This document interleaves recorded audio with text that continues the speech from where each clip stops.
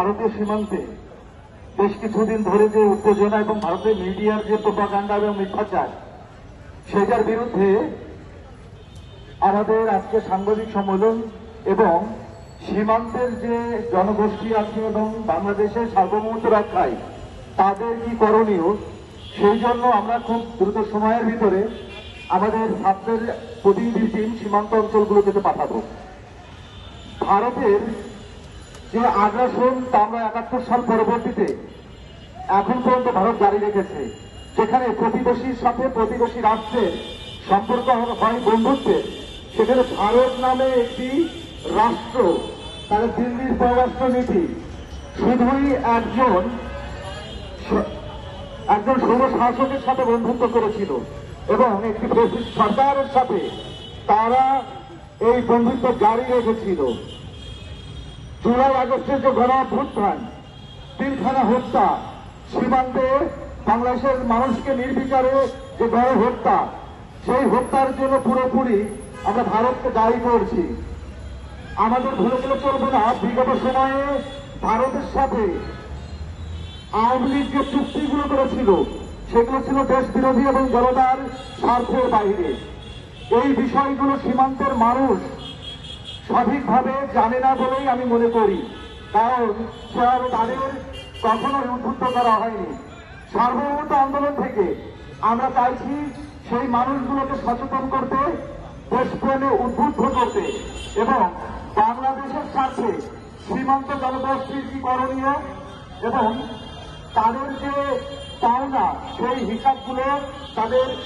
হিসাবগুলো দিতে এবং তাদের সচেতন করতে। বাংলাদেশের যে রাজনৈতিক দলগুলো আছে তাদের সবাইকে আমি আহ্বান করব, দেশের এই সংকটকালীন সময়ে সীমান্তে কাটাতারের বেড়া দেওয়ার ইস্যু করে এবং নানান ইস্যু নিয়ে বর্তমান সরকারকে একটি জঙ্গি বা ধর্মবিদ্বেষী সরকার হিসেবে ভারতের মিডিয়া সেখানে প্রচার করছে। এই বিষয়ে বাংলাদেশ সরকারকে অবশ্যই সচেতন হতে হবে, সে অনুযায়ী কাজ করতে হবে। আমাদের ছাত্র প্রতিনিধি আছে এবং আমাদের যে সেন্ট্রাল প্রতিনিধি আছে তাদের সমন্বয়ে আমরা কয়েকটি টিমে ভাগ করে সীমান্তে পাঠাবো এবং সেখানে মানুষকে সচেতন করার জন্য তারা কাজ করবে।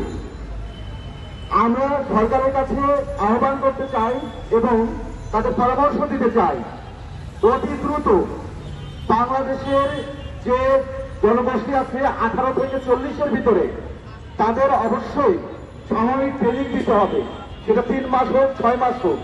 কারণ বাংলাদেশের চারপাশে যে বৃহৎ ভারত নামে একটি রাষ্ট্র আছে, সেই রাষ্ট্র বাংলাদেশের বন্ধু রাষ্ট্র হিসেবে নিজেকে প্রমাণ করতে পারেনি।